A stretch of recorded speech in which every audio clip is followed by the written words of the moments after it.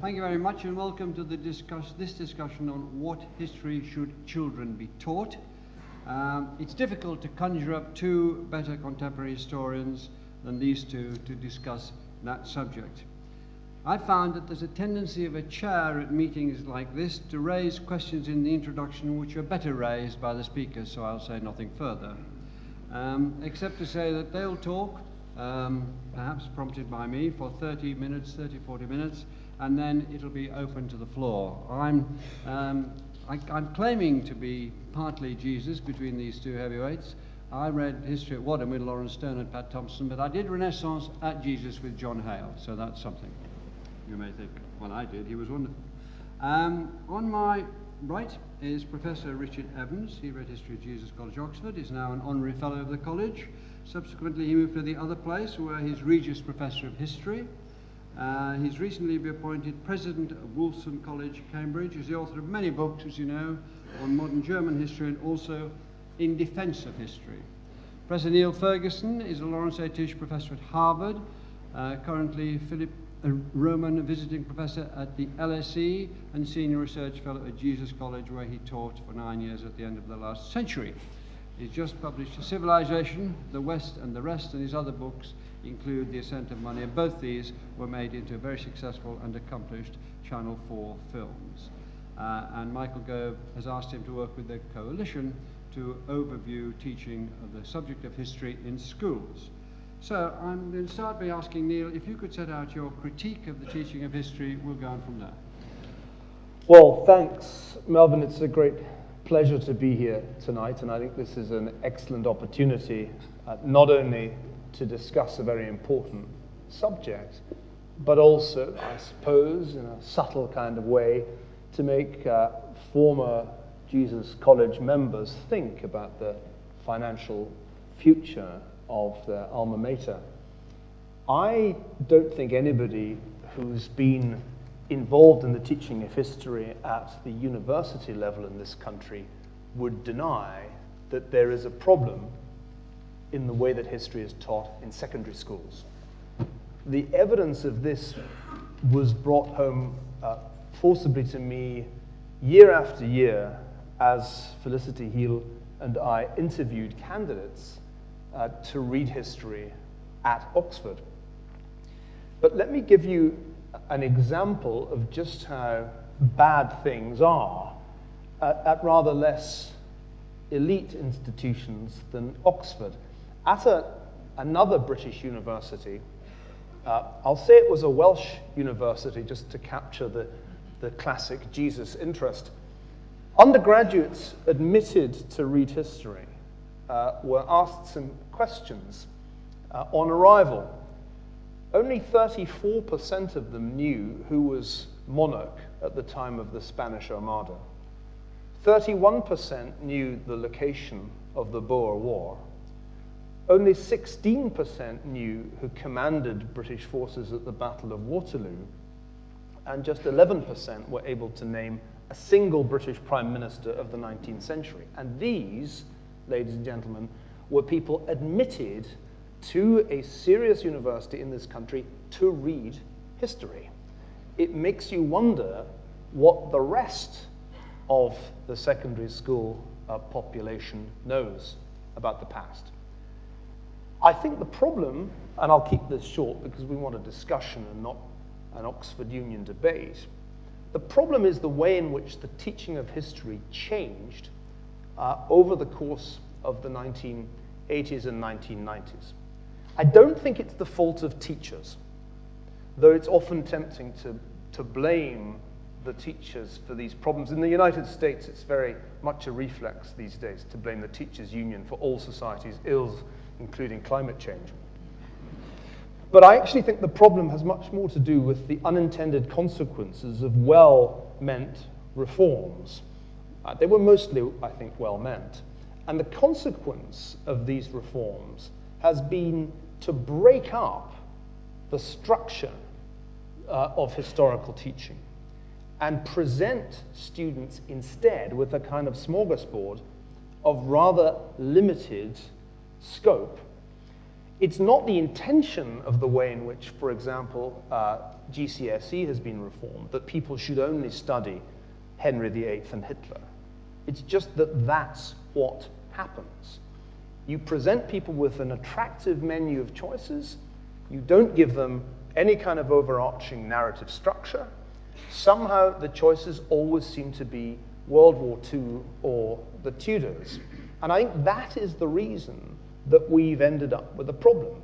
Because history, if it's served up in that fashion, particularly if one repeats again and again the rise of Hitler or the Six Wives of Henry VIII, becomes rather boring. The other point I'd make is that the reformers of the 70s and 80s felt they were moving away from that kind of history that was, in Alan Bennett's words, one effing thing after another, towards something that would be more child-centered and more skills-based. So skills were elevated above knowledge. What was called discovery was elevated above pedagogy. They're just going to find it out through research. And empathy was elevated above essay writing. Now, these doubtless well-intentioned changes in the way that history was taught have nearly always had disastrous consequences. And to give you an example of what ends up happening once you've put the educationists together with the well-meaning politicians and then introduced the examination boards into the equation, let me give you a question from a recent GCSE paper. Question 8E on the topic, The Road to War in Europe, 1870 to 1914. It's a bit of source analysis. So Professor Evans, as Regis Professor of Cambridge, will be ready for a challenging exercise. The source is, quote, from a modern textbook. The exercise is study the source and then answer the question that follows. The quote is brief, you'll be glad to hear. The Archduke arrived at Sarajevo by train and was met at the station by the governor of Bosnia. He was then driven out of the station in an open-topped car to the town hall for an official welcome. As the Archduke's car came down Apel Quay toward the town hall, Nedeljko Kabranovic stepped forward and threw his bomb. He missed, and it exploded behind the Archduke's car. That's the source. And here's the question for 8 marks. Use the source and your own knowledge to describe the assassination of the Archduke Franz Ferdinand and his wife in June 1914 and its results. I just think that is a very unsatisfactory way of examining historical knowledge, even if there is any knowledge there. And that's just one of a great many examples I could give you of what is wrong at the sharp end of historical education in secondary schools. More and more teachers feel obliged to teach to the examination. When you look at what the examinations do, it's really rather chilling.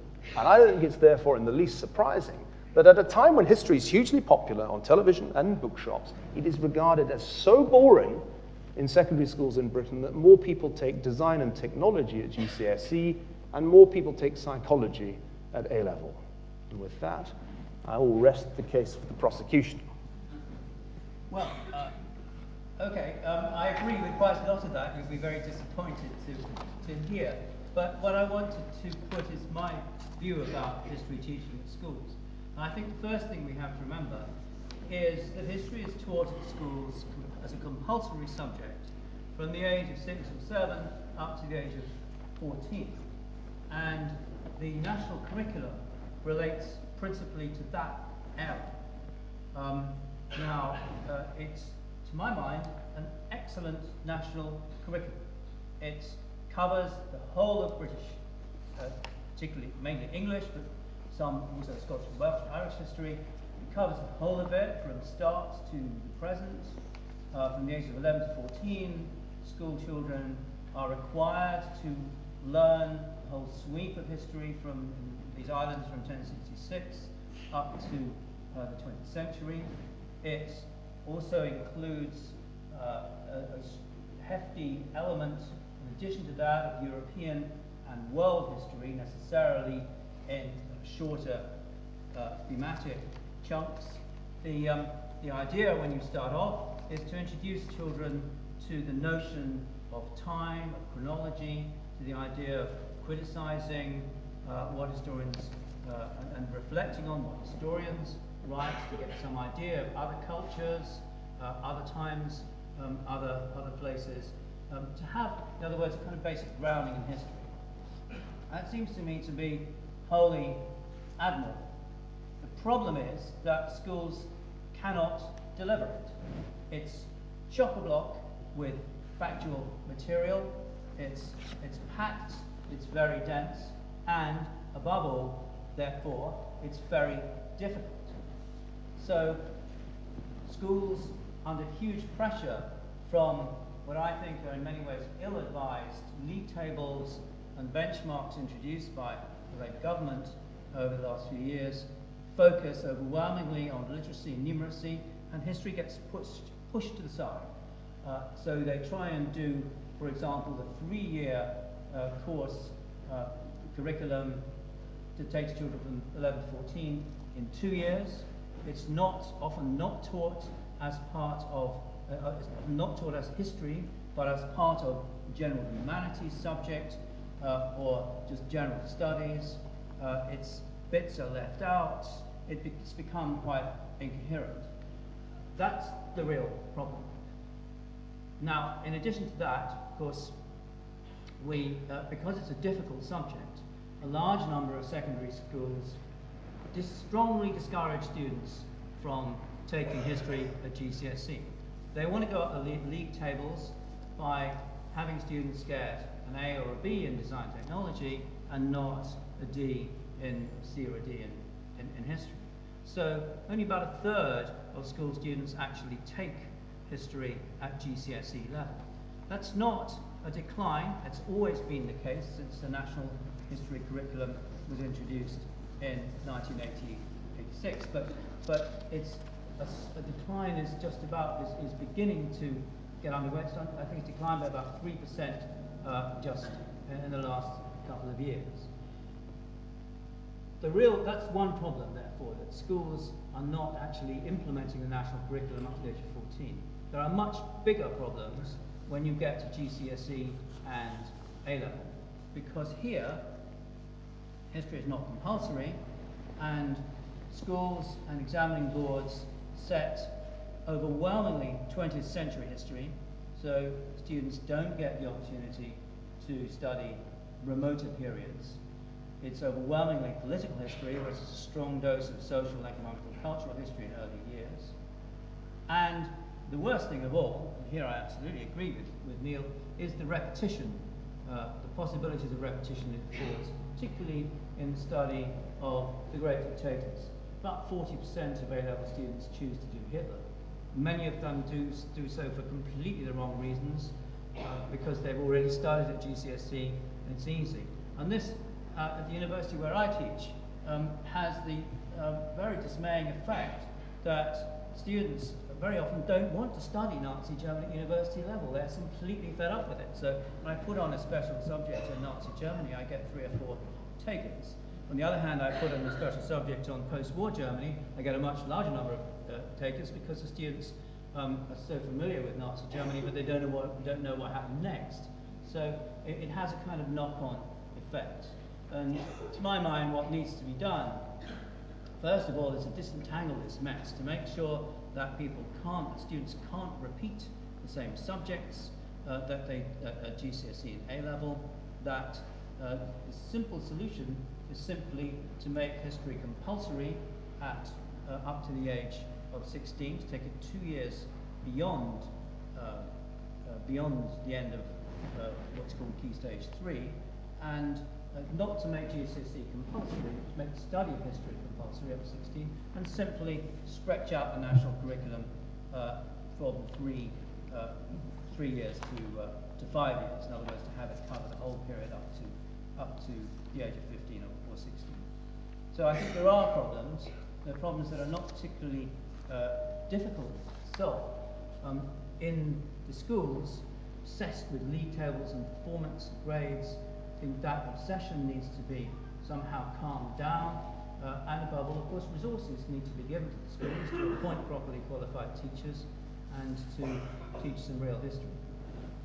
Given what Richard said and what you said, what do you think are the consequences of this, the broader consequences?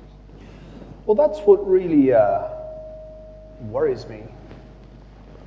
Wonder if our sound engineer can get that echo down a bit, because it's really quite distracting, I'm sure, to the audience as much as to us. Thanks, that's better.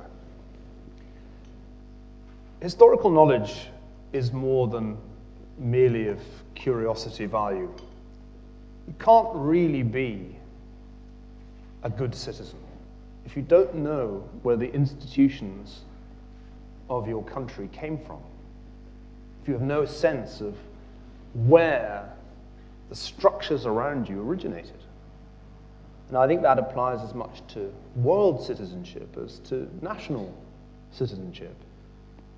There are a great many cliches about historical ignorance.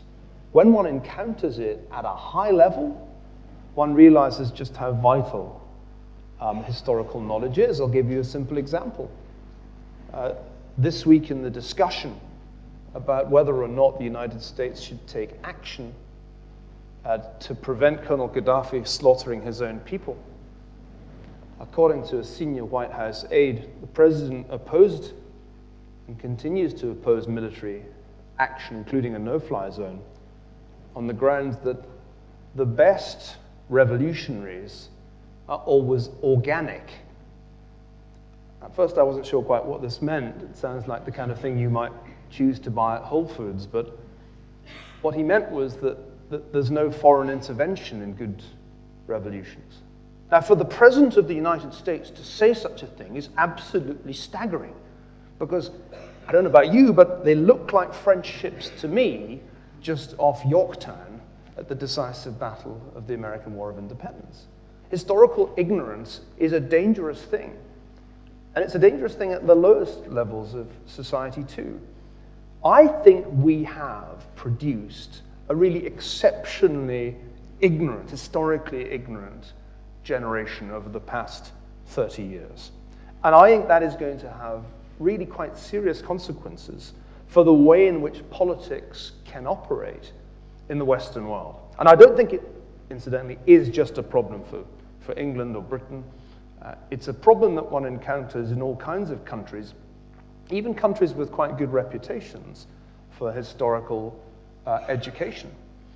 An interesting problem, which I'm sure Richard has views on, is Germany, where if you think they're force-fed the Third Reich in this country, they're like geese being fed up for foie gras in Germany, to the point of a kind of revulsion.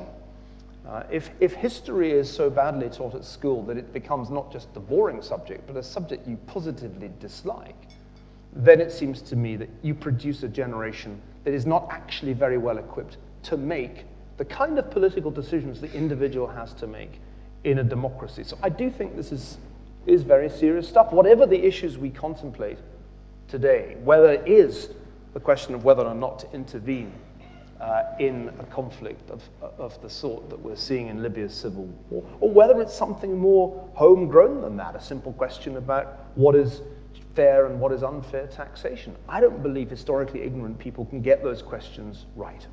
How far do you think, Richard, that this thing that happened in the 80s was a result, I think that quotes the wag if it comes near us, so Yeah. I can just shadow it.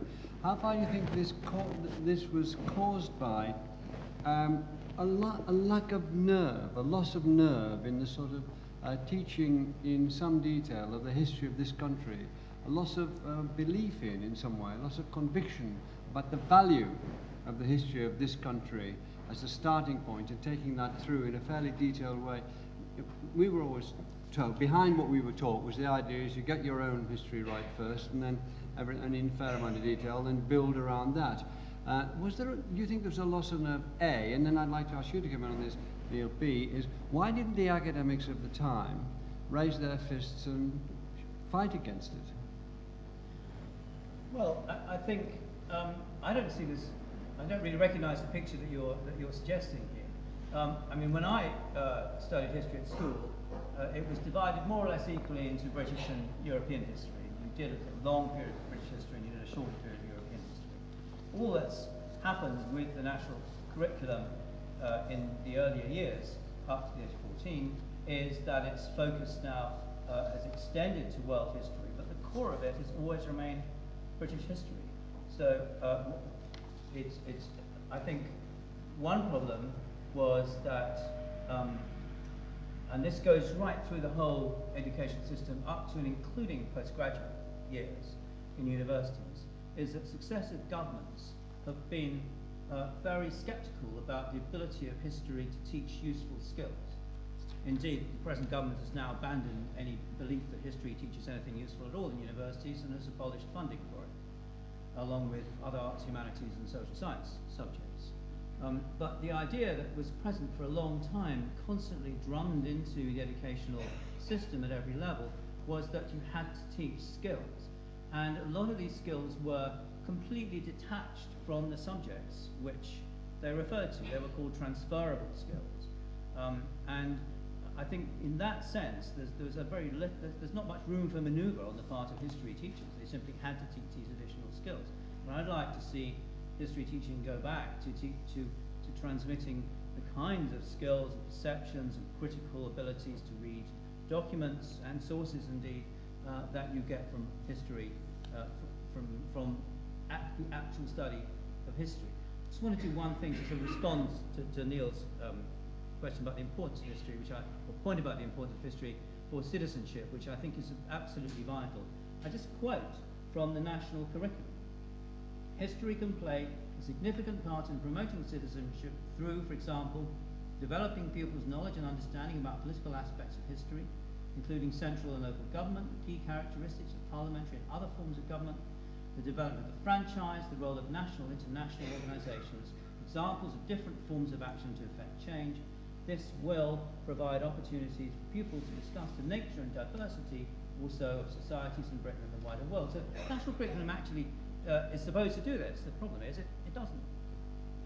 I mean, one thing that's really interesting here is the role played by more or less self-appointed experts on the teaching of history. When one thinks of the way people at the Historical Association, Alf Wilkinson, pushed for what they called rather pompously the new history in the 1970s, I think one has to recognize not that there was a crisis of confidence, but that there was a conscious backlash against what those people felt was old-fashioned history, something that they tended to caricature. And the way in which this particular lobby got its handle on the debate was to pretend that history was being taught in schools in a terribly dull way, in which simply students memorized a series of very boring facts, the order of the kings and queens of England. And I think that actually was the case. At least it's very hard to find evidence that that was what was being done in the 1960s when this great attack began. I think it was in part a politically motivated attack. It was interesting that the people who lent its support within the academic profession, i.e. the university academic profession, were people like Raphael Samuel. My sense is not so much, though, that there was a genuine support for that move. It was more that we in the universities just didn't bother. We paid less and less attention to what was being done in secondary schools. We didn't actually write textbooks. Textbooks were seen as something that one wouldn't really want to sully one's hands with.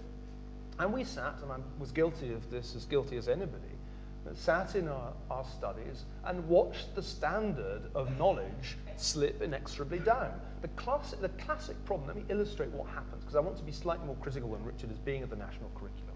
The national curriculum is full of good intentions, and Richard just read you some of them.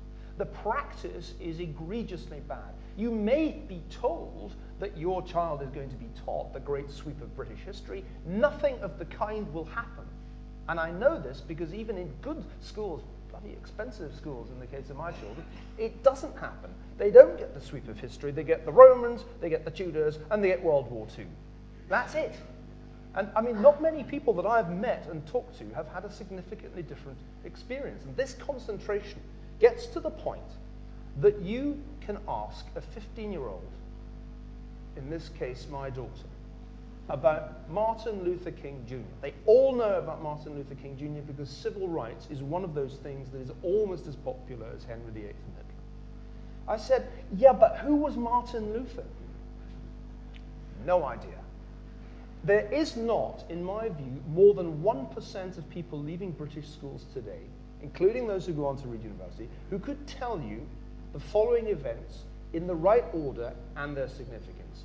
The Renaissance, which you study with John Hale, the Reformation, the Scientific Revolution, the Enlightenment, the American Revolution, the French Revolution, the Industrial Revolution. The typical product of British education cannot tell you which order those happened in, and cannot, in fact, tell you what most of them were. It's that bad. Well, this is where I disagree, I guess, with Neil, because history is not preparation for mastermind. It's not a mindless learning of facts.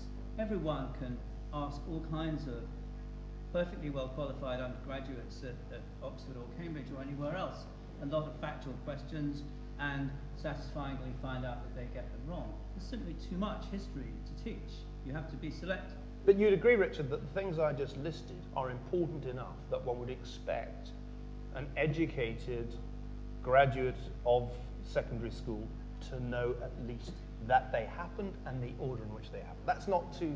Am I asking too much? Okay, no, I mean, the serious point here is that there is another politically motivated, self-appointed group of people who are now trying to reform the national history curriculum. They are associated with the Conservative Party, and they want the national curriculum to focus all the way through up to including A-level overwhelmingly on British history, with hardly any history of other countries studied unless it impinges upon British history. You only have to read what Simon Sharma has been writing about this, who's been appointed by the government as their chief history advisor, with poor Niall being turfed out of this role because his vision is far too global and far too broad. And Sharma wants... That is a slight misrepresentation. Sharma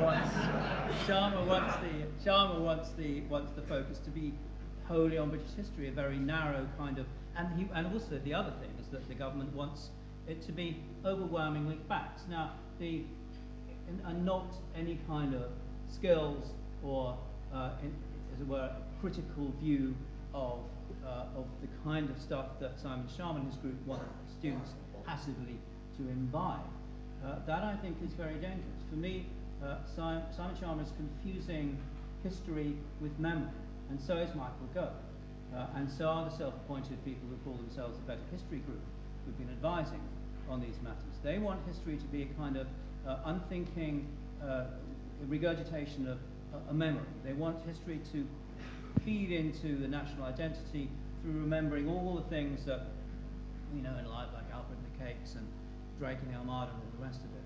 But I think history as a discipline is something very different. I think it gives you, or should give you, a much, much more critical view, so that, in other words, you'll be successful if students can take Simon Sharma's account of British history and start criticising it and saying, where is he coming from, what are his ideas, and all the rest of it. And just one more point. We keep talking about Oxford and Cambridge, brilliant young people like Neil's daughter, and so on.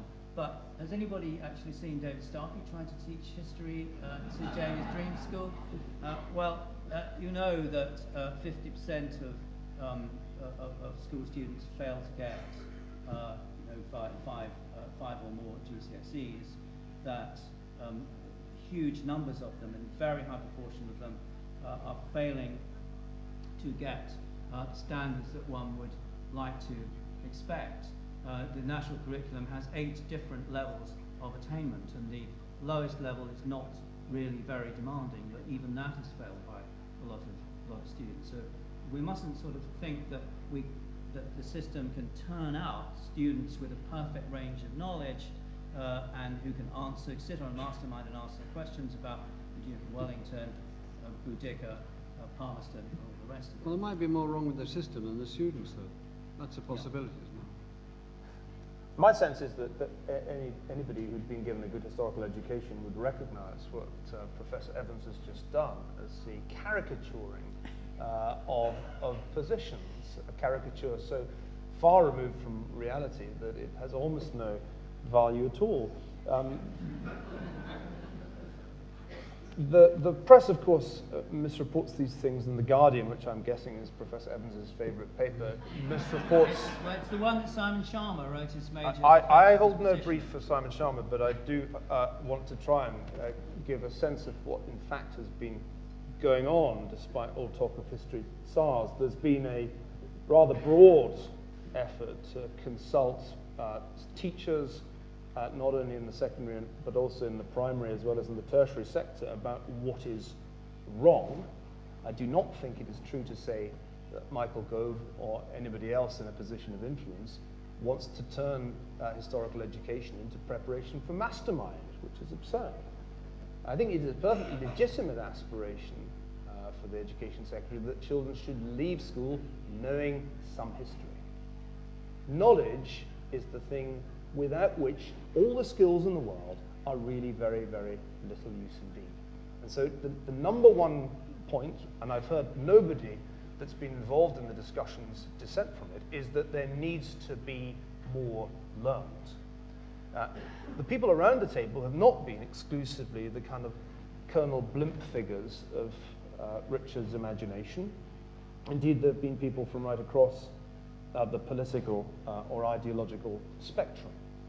What is most impressive about the discussion is how very few people, including even those who were involved in earlier reforms, are ready to defend the result of their efforts. The status quo has very few defenders in the educational world. That's one of the things that came as a surprise to me.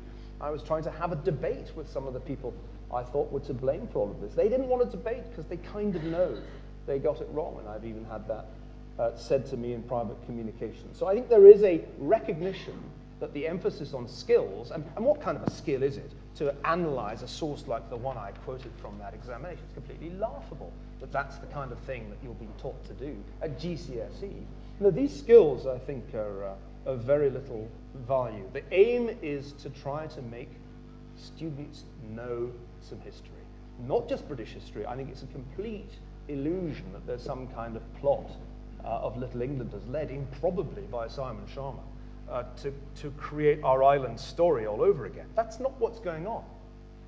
I'm sure what is going to emerge, and it'll take time, but I'm sure what's going to emerge is something that will be properly balanced in the sense that roughly half of the time should be spent on British history and roughly half of the time should be spent on the history of the rest of the world. And I'm also sure that what is going to emerge, because this is something that the Education Secretary is very clear about, will have a great deal more integrity and much, much less of the repetition that you, Richard, rightly complained about, so that ultimately we will have a situation in which people, including people in the comprehensives and not just in good private schools, are covering a broad sweep of British and world history and not endlessly redoing the rise of the dictators, and are able, when they leave school, to put those events that I just sketched for you in roughly the right order and with some sense of their significance. I do not think that is a preparation for mastermind, it is a preparation for citizenship. Can I just say one thing? It'll take me a second. You keep talking about meaningless facts. I didn't think I learnt meaningless facts. I thought they were interesting facts, and facts that could be used on all sorts of different occasions. Infinite flexibility, and a lot of them lasted with me, so I don't see where meaningless comes from. I didn't use the word meaningless. You did, I'm afraid. Awfully sorry. You said lots of meaningless facts. I made a note. Well, they don't have. It's facts that don't have a context. That's the problem.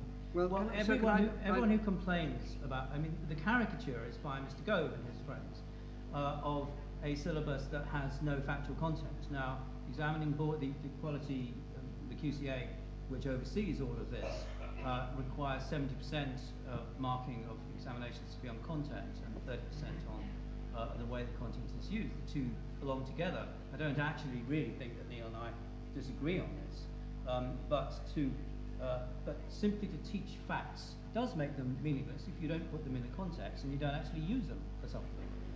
I think the problem, just to sort of come back to Niall a bit on this, I think the problem is not the content of the curriculum, it is the ability of schools to deliver it. It's the fact that it's squeezed into too short a time period. That's why you get jumps from one period to the next.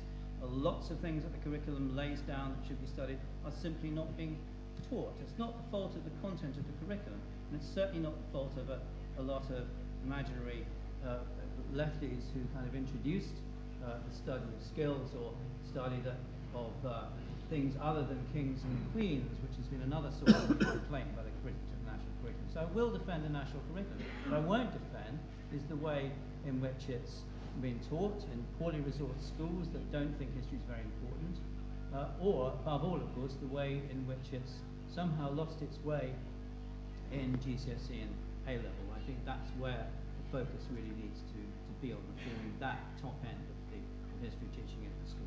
Can I just change slightly? You pointed out in something that you, in an interview I read with you, Neil, that you saw a gap between the popularity of history in television and radio documentaries, as being the material for often very good historical drama, and the way it's often very well done and well supported by audiences of all ages. The gap between that and the games that you can play, which bring in history, that and the way it is transmitted to people in school. Now, could you're very eloquent about that. Could you address that now and say why I think it is important to put the one into the other, as it were? It's a really puzzling phenomenon, actually, that history should be so popular in this country. Popular in terms of the kinds of non-fiction books that people buy, popular in terms of the things they watch on television. And a typical history series will get an audience of 1 million or more, which is pretty good in these days of multiple television channels. And on the other hand, this slide in the popularity of history as a subject that people are willing to take at school. And I agree with actually something Richard said earlier about the amount of time available and the very perverse incentives that exist for schools not to teach history or to teach as little of it as possible. We're in complete agreement on that, and that is something that must be addressed. In my view, ideally it will be addressed by creating something more like a baccalaureate structure in which history will be a mandatory subject, and there will no longer be these perverse incentives. But I think even allowing for that, one has to recognize that something is being done very ineptly to make the origins of the First World War boring. I mean, the origins of the First World War is one of the most exciting subjects it's possible to study. And I can remember being inspired by reading A.J.P. Taylor as a schoolboy and having animated discussions with my history teachers about the timetables argument, about German war guilt. But then one picks up the road to war in Europe, 1870 to 1914, and what one finds is that question 8 subdivides into 5 sub-questions, each as boring as the one that I read to you. Look at the boxes below. Write down the 2 ways that German foreign policy changed after the resignation of Bismarck. I'll spare you the contents of the box. It's so dull. And one of the things that's dull about it is that the student is never asked an interesting question. And the decline of interesting questions in examinations is a very important reason why history in schools is boring. Now, here I do differ from my good friend Simon Sharma. For Simon, the aim is a good story. And if the story is enthralling and gripping enough, then you will hold the attention of the students and they will learn. I think that's only part of it. I think as you tell them the story of the origins of the First World War, there has to be a question, and it has to be a good question. Was it all the Germans? Is a simple enough question, but most kids can get their heads around it. In order to make it clear to you that David Starkey is not the only television historian to confront comprehensive school pupils, I, as you may have seen if you watched episode 1 of Civilization last Sunday, spent quite a long time in Dagenham while we were filming the series, not a place I'd spent much time in before, talking to pupils at the Robert Clack School about the big questions of history. Why did the West rise to a position of such dominance relative to the rest? Why did that happen? It was a great conversation. It's a multi-ethnic classroom. I don't think there were more than a couple of the pupils who were from families that had been in England 100 years before, or indeed 50 years before. And we had a fantastic discussion. Everybody was engaged. We ended up coming up with some answers, and it provided a wonderful opening to the whole series. So history is not that hard to make interesting. I think there are many, many teachers up and down the country who are driven to distraction by the boring questions that they're obliged to ask about the past. And that's something which we can change, and change really, I think, quite easily by going back to essays. I mean, it's not quite multiple choice, but it's getting close. This is so incredibly intellectually unfulfilling. And I wonder, maybe Richard has some thoughts on this. I think what we did do, one thing that did happen, whether it was the trendy left or not, was that we moved away from assessing historical knowledge through essay writing. Can I just ask you to do what you want in terms of responding, Richard, but perhaps you could say what you would do, and then I think the audience would like to come in. Now, Robert Clark's School is a phenomenon, and that's down to one man, the headmaster, but that's a different story.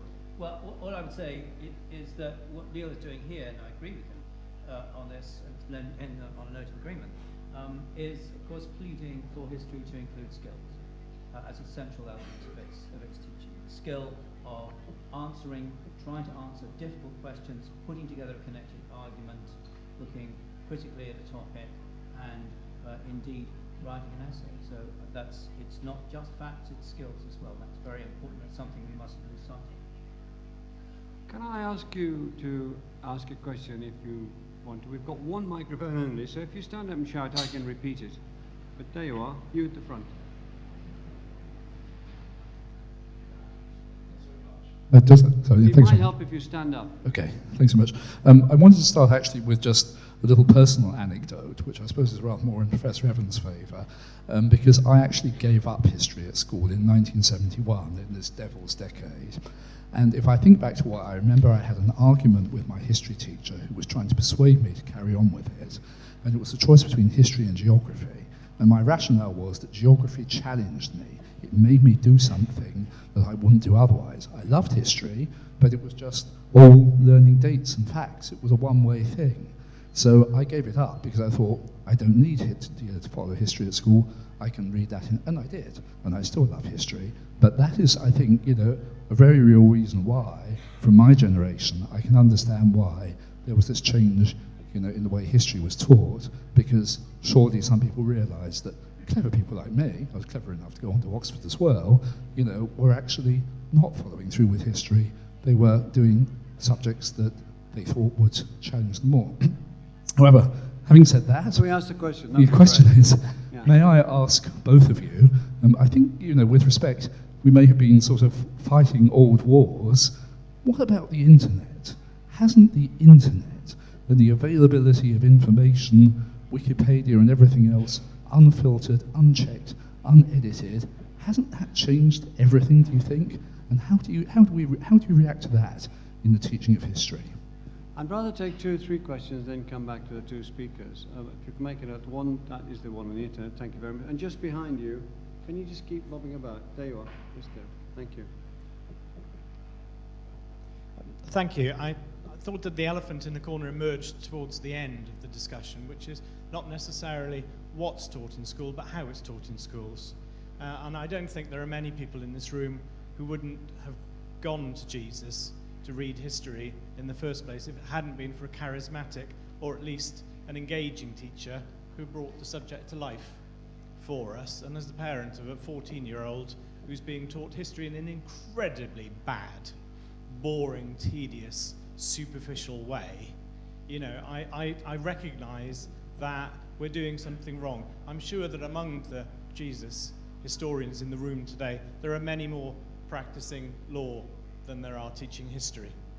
And I think that's, and I'm not one of them, by the way, and I think that's a terrible indictment, really, and I wonder what can be done to encourage more people who are passionate about the subject into our schools so they can bring it to life.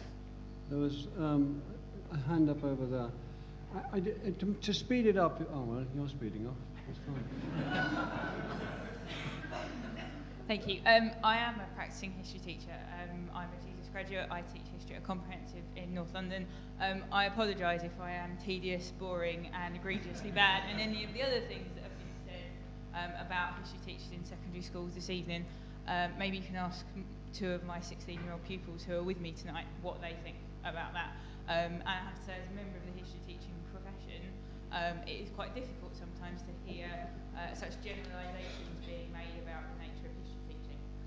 One thing I would say is that there seems to be a subtlety missed in what you've said about the combination between skills and knowledge, the what is taught and the how is taught, and that actually the how and the what and the intellectual conversations about that in the national curriculum are very different to what is examined at GCSE. That's something that Richard pointed out at the start, and yet I wonder, Neil, if you could just reflect a little bit on the difference, because you seem to have confused the two continually as the debate's gone on. The second question I had really is more about the purpose of history teaching. If we are to say that children should be taught some knowledge and agree about that, who should decide what that knowledge is? Should the two girls from North London sat here be taught the same list of facts, meaningless or otherwise, as children who live in rural Norfolk or children who live in Birmingham? Because until we answer that question, who should decide and then what should be on that list, we can't really get back to this whole idea of what the purpose of history actually is. Thank you. There's nearby there, keeping it. We'll come back there in a moment or two. Thank you. I'm a professor of education at Oxford and also a senior research fellow at Jesus. I was a little disappointed in the discussion because there seemed to be a number of generalisations made, not always accurate in their facts.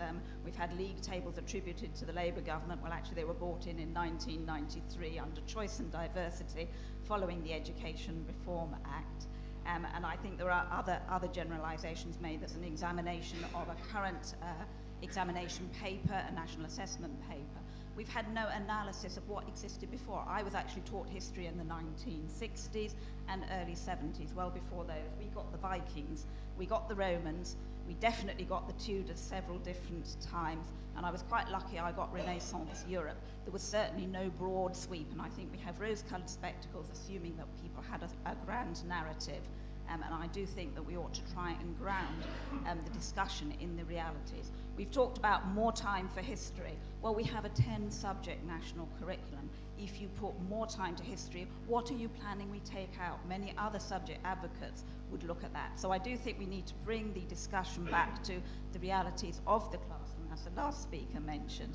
And we also need to think, if we want more time for history, what are we prepared to give up? There are many more subjects now that didn't exist when many of us were in education, information technology for one of those. Half the content of physics didn't exist, as my daughter will point out to me, in the 1950s. So we have that tension between breadth and specialism. And many of us in history have looked in great detail at particular areas of history at university and will spend a lifetime specialising in knowledge, and yet it's claimed we can't study the same topic more than once in the period of a school career, although we might have a very different perspective studying the Tudors in primary than when we're at A-level. Thank you. I'm going to ask the two historians to be brisk about those 4 questions, and then if you could move your person towards the back of the hall, because lots of hands are going up there. It seems a bit unfair to favour just the front. So if we do briskly answer those questions, I've got notes. I'm sure you've got your own notes. Would you like to start with the internet? Well, the internet has enormous potential in one specific way, namely that it can make the course materials available in the classroom much better than they currently are. One problem which is really worth mentioning and hasn't been discussed enough is the low quality of teaching materials. Poor books, really quite disappointing worksheets. The internet gets you out of the trap of the overpriced and low quality textbook. And I think the next generation of teaching materials right around the world is going to be internet based. It's very important that there should be quality control. In other words, that they shouldn't simply be, that students shouldn't be let loose on the internet without some kind of guidance, because we all know, not least in the field that Richard Evans knows best, the field of German history, just how much really dangerous, toxic pseudo-history is out there. On the question of teaching quality, I actually very deliberately said at the beginning, perhaps you forgot, that I didn't think the problem was the quality of teachers. I really don't think that is the problem. And I think one of the biggest mistakes people make in this discussion, especially smart aleck university professors, is to dump on the teachers. That isn't the issue. I mean, they're good teachers, they're bad teachers, same is true at university. But the problem is that being a good teacher is really difficult if you're saddled with uninteresting questions or with low quality course materials. What should be taught? I mean, I agree that there wasn't a golden age. And even if there was, I wouldn't want to go back to it. I'm much more interested in trying to do something new and better. New and better in the way that it's delivered through web-enabled interactive course materials, and new and better in the way that we aim higher aim to cover more ground, aim to make sure that, for example, take a simple example. Ernst Gombrich's wonderful Little History of the World, one of the best introductory books on history ever written, could be the basis for a wonderful course that it would be perfectly possible to deliver to average kids in average schools with an average teacher. You wouldn't have to do terribly much to that to make it the basis for a wonderful course in world history. That's the kind of thing that I aspire to. Can you take up the other questions, Richard? Yes, okay. Internet, I think that says it all. Done the right way, it's a fantastic resource that I think we've only just begun to explore. Studying topics twice. Well, of course you can study topic twice if once at 6 and once at 16. But if you study the same topic year after year, as happens at GCSE, A-level and university, then I don't think that's a very useful way of using your time. And of course lazy students will tend simply to regurgitate what they've done before and not actually respond to the challenge of trying to do it at a higher level. League tables, I stand corrected.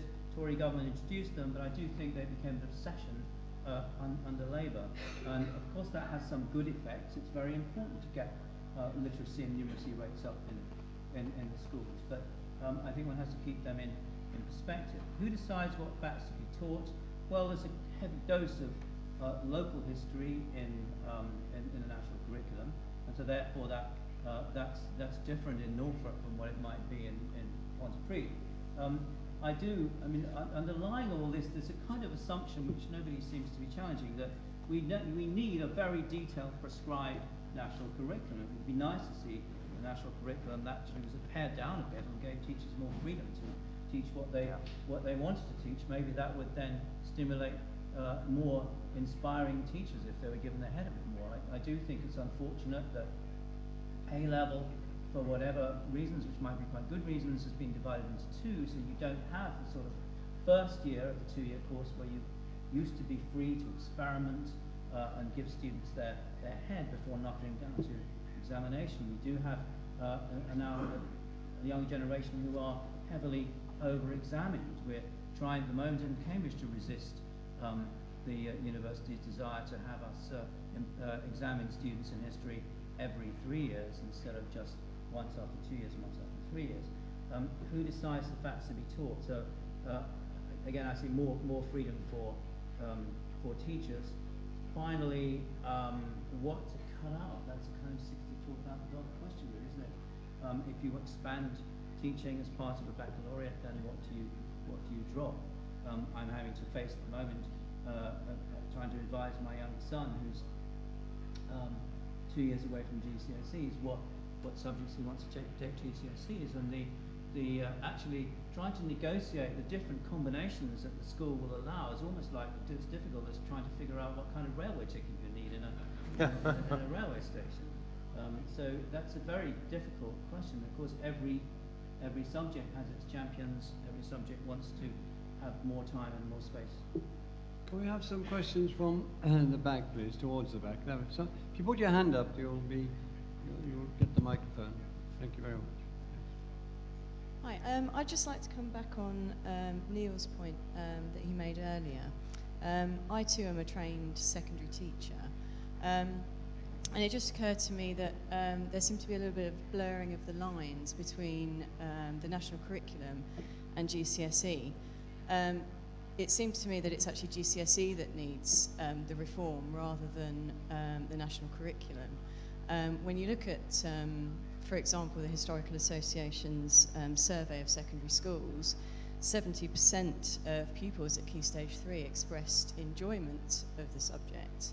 And it's actually the GCSE boards that set the curriculum for GCSE. So maybe actually we should be looking towards them. And 2 or 3 in front of you. There's someone with their hand up. Yes, at the end of the row. Much has been said about skills and much has been said about facts, but I think the one thing that's not been mentioned is the individual's place in history. And I wonder, might a more personality-driven approach to history, looking at individuals in history in more detail, stimulate more interest and help people respond and become better historians? And just at the end behind you, at the far end there. There we are. I'm also a secondary history teacher. Could I come back to the point that Professor Ferguson made about textbooks? I think a lot of teachers would like to teach things other than the Nazis and Stalin and Henry VIII, but if you go into a history section of a bookshop, there are very few books, and particularly very few textbooks, decent textbooks, on some of the other periods. I teach A-level history, and we do the causes of the French Revolution, and that paper is entirely essay-based, you might like to know. I think we can all find syllabuses which we can ridicule, but I think there are also some good syllabuses there if you look hard enough, particularly at A2. Thank you. And one more question. There's one right at the back. We'll come back to the front for that. There you are. Yeah, wherever, yes. Thank you. I'm not a history teacher. I'm a historian who practices law. And the reason why I choose to practice law and teach history is because it's at least as interesting, if not more so. It's more socially relevant, and it's much better paid. What we're doing, year 5, 8, and 9-year-olds have been writing about the use of art as a historical resource. That's not in the national curriculum. It's far more fascinating to them, looking at the Holbein ambassadors as a way into the Tudors. We're using our passions, and suddenly it's bringing history alive, and history is exciting. And I think that's the way it's got to go when they revamp the curriculum. Can you be, again, can you be as brief as possible and answer those questions? Starting with you this time, Richard. Yeah, okay. Well, individuals in history, I think that the point's already been made. I counted up, I did a rough count of the number of individuals mentioned in the general instructions for the national curriculum key stages 1 and 2, and I counted 36. So they have not been banished from history. And text, well, law and history, of course, I guess you make more money in the law than you do in history. That's a very good reason for doing it, but I hope that studying history will actually help. It will give you skills that are helpful in practicing law. And finally, textbooks. It's very easy to complain about textbooks. It's a real skill writing a good history textbook. A friend of mine was sitting on a train going to Cambridge recently. Overheard 2 students from Hills Road Sixth Form College, which is, I think, the best sixth form college in the country, and rather ambitiously they've been setting my book as a textbook for Nazi Germany. And one of the students said to the other, yes, I'm reading that book by Evans. Yes, said the other, tough going, isn't it? Yes, said the first one, you get really relieved when you get to one of the maps.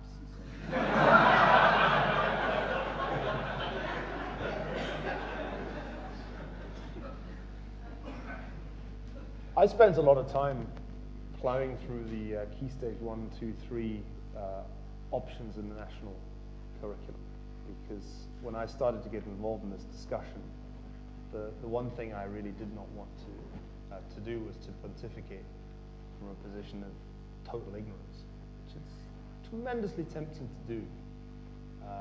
And I'm surrounded by people who do this for a living at Harvard. I was really impressed by just how much was prescribed. And here I think there's a point of very, very important agreement between me and Richard. I think less is more. That what we've ended up with is an absolutely classic product of the centrally planning state. The notion that one should prescribe in great detail all the things that should be done by people aged between 5 and 14 is I think, deeply misguided. And my hope is, and it's certainly something that I've said to the Secretary of State, that we should aim to have something which is far, far simpler, in which the role of the Department of Education is mainly focused on standards and not on prescribing content. I couldn't agree more with the lady at the back who expressed her passionate interest in teaching what she wants to teach, teaching something which is more interesting than Florence Nightingale all over again. That's precisely the spirit that produces success in the classroom. So one of the things that I'm pushing for, I may or may not be successful, is to get the national curriculum out of the content prescription business and into a fairly straightforward standard setting business, of which the most important standard should be coverage. There should be some sense that people, when they are learning history, do genuinely get from pre-Roman times to pretty close to the present. They don't have to take in everybody along the way, but they need to get a sense of the broad sweep of history. That sense of when things happen, broadly speaking, the difference between the ancient world, the medieval world, the early modern world, the modern world. That's the most important thing you have to leave school understanding. Particularly the vast difference between modernity, the post-industrial world, and what went before it, but not only that. Personalities, yeah, but you know what they always do wrong in these textbooks? They're nearly always old personalities. There's simply not enough effort made in the production of course materials to target the fact that most people in the past were young. And that most of what was done when people were, by the standards of our generation, incredibly young. And that's just never emphasized enough.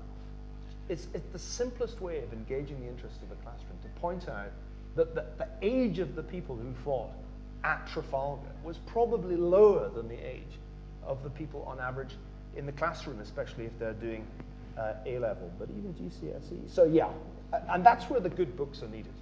There is, I think, a deeply urgent need for Richard and for me to take the stuff that we've written for the trade book market and recast it so that it can be used to make exciting lessons happen in classrooms. Richard, at Hills Road, they have taken leave of their senses to set what you wrote as a textbook for kids. I mean, I can't think of a better way actually to truly put them off the subject, with all due respect. Because it's just far too detailed, it's far too dense. But the same ideas and arguments that you make there could easily be presented in a stripped down way. What I still don't quite get is why we, as a generation of historians, haven't bothered to do that. Haven't bothered to take, well, our lecture notes, our simplified versions that we put out in the lecture room, and turn them into good course materials. I do think the internet makes that easier, and it's something that I'm engaged in doing at the moment. One final point about the law, since we are, after all, in the Law Society. There's something that historians should learn from lawyers, and that is the rigor with which the legal profession argues about causation. If there's one thing that's gone badly wrong in the historical profession in this country, perhaps also elsewhere, it's been the steady decline in our grasp of the philosophy of our subject.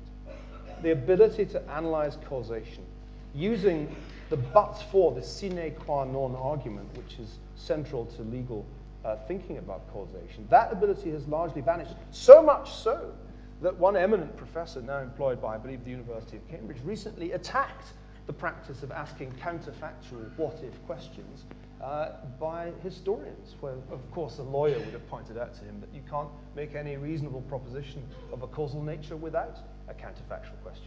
I'm sure the lawyers in the room would agree, even if Professor Evans doesn't. Well, I'm just going to ask Professor Evans, as we now must call him, Richard, to give a similar concluding statement, because we're just about running out of time. So, Richard. Well, there's not much left to say, really. I think counterfactuals is another debate for another time. I couldn't resist it. I know. As far as Hills Road Sixth Form College goes in Cambridge, it's the best sixth form college in the country, not least because it does set their students challenging books, like mine. It's one word for it. I don't think they would welcome a kind of stripped down version of texts. They think it insulted their students.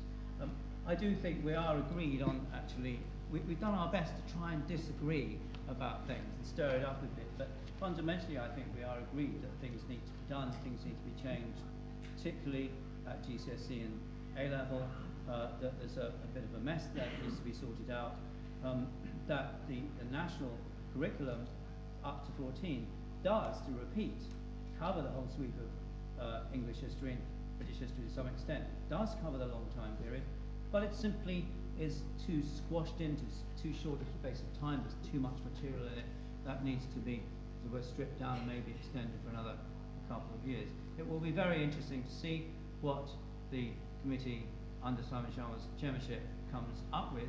I remain rather pessimistic about the prospects of it delivering a set of proposals as broadly based, as wide-ranging, and as non-British centred as I'm sure Niall would prefer it to do. Well, I'd like to thank both speakers very much indeed.